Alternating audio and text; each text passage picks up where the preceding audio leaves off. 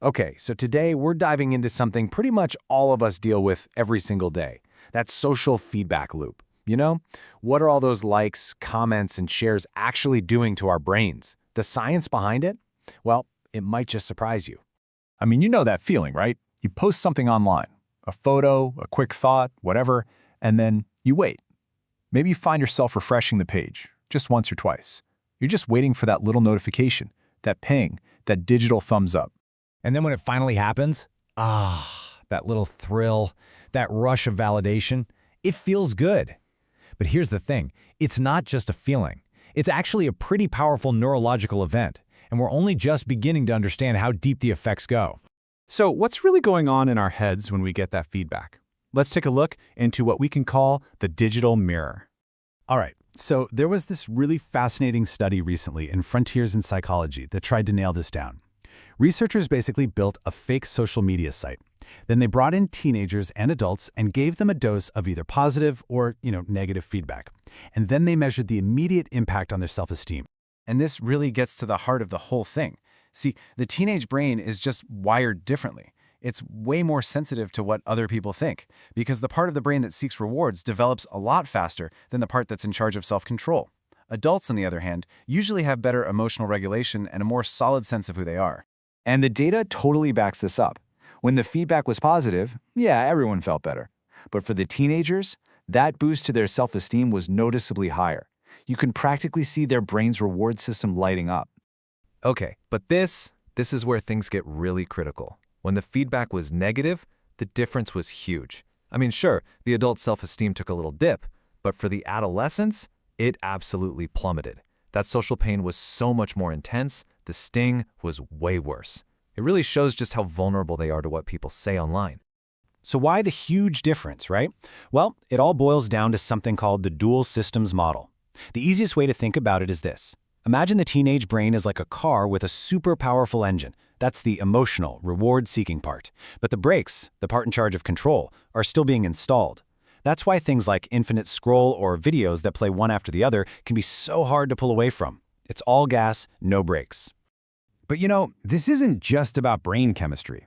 This whole neurological sensitivity thing, it plugs right into a much, much older part of being human. Our constant, nagging need to compare ourselves to everybody else. Yeah, it's a real thing. It's called social comparison theory. A guy named Leon Festinger came up with it way back in 1954. And the basic idea is super simple. We figure out our own worth, how smart we are, how successful, how good-looking, by looking at other people and seeing how we measure up. Social media didn't invent this tendency, not at all. It just poured gasoline on the fire. And these comparisons, they tend to go in two main directions. First, you've got upward comparison. That's when you're looking at someone you think has it better than you. And sure, sometimes that can be inspiring, but let's be honest, a lot of the time it just makes you feel kind of crummy. Then there's the flip side, downward comparison, which is looking at someone you see as being worse off. And that downward comparison, it's basically a defense mechanism for our ego. It's a way we reassure ourselves like, hey, I'm doing all right. It gives you a quick little boost to your self-esteem, even if it's maybe not the healthiest way to get it. So you've got this constant, supercharged cycle of comparison, hitting a teenage brain that's already extra sensitive, and that is exactly what's fueling a really heated debate out in the real world right now. Okay, so on one side of the argument, you have people who want to ban social media for minors, and they're pointing to some pretty alarming trends. They've got research that links heavy social media use to spikes in anxiety, depression, and body image issues. For them, it's all about protecting young people from what they see as a genuinely harmful environment. But then, on the other side, you have people saying, hold on, bans aren't a magic fix. They argue that first off, they're super hard to enforce. Plus, they could trample on a young person's right to access information. And this is a big one. They could cut kids off from really important online communities, especially for groups like LGBTQ+ youth, who often find a lifeline of support and connection online. And because of this back and forth, some people are starting to wonder if we're even asking the right question. Which brings up a much bigger question, right? Are we focusing on the right problem here? Maybe the issue isn't just about who gets access, maybe it's about the machine itself. I want you to think about this number for a second. 50%? What is that? Well, according to Pew Research, that's how many Americans are more concerned than excited about the rise of AI in our daily lives. And why does this matter? because social media is AI. At its core, it's driven by these incredibly sophisticated algorithms that decide every single thing you see in your feed. And this really gets to the heart of an argument made in a recent analysis from the Brookings Institution.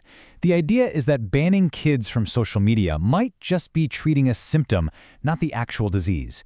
The real problem could be the behavior of the platforms themselves. Think about it. These platforms, they aren't neutral spaces. They are engineered with one single goal in mind: to capture and hold on to your attention for as long as possible. And how do they do that? Well, they track everything. Every click, every time you pause on a video, every share, to build a map of what makes you tick. What makes you angry, what makes you happy, what makes you jealous. These strong emotions are what keep you scrolling. So, the algorithm serves you more of that. The goal is to maximize engagement, which, let's face it, is often a very different thing from maximizing your well-being. And all of this leaves us with one final pretty big question. Instead of putting all our energy into arguing about who should and shouldn't be allowed to log on, should we be looking much more closely at the very design of these platforms? Is the real path forward to regulate the code and not the kids?